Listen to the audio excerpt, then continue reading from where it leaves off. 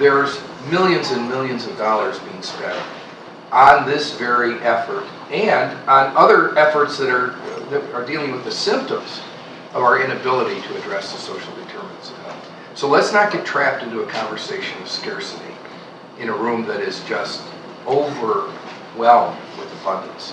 One of the big questions that I had for all of you was really around what we can do to help support collaboration.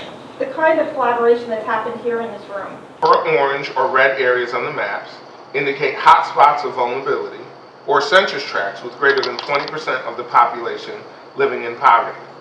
Next, we will focus on Hamilton County, where Cincinnati is located. Here we see the vulnerable footprint more clearly. I can create that demographic report, but in this particular case, I'm going to create a health indicator report.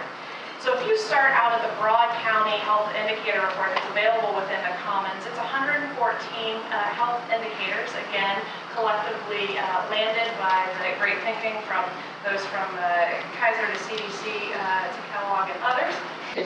Pull up some of the maps on community commons, plot out where poverty is happening, plot it out over time where we're expecting poverty rates to move, and we're seeing the suburbanization of poverty.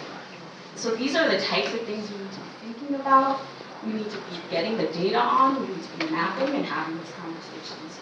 But when I rolled this out, all of a sudden my students developed an equity audit based on multiple indicators.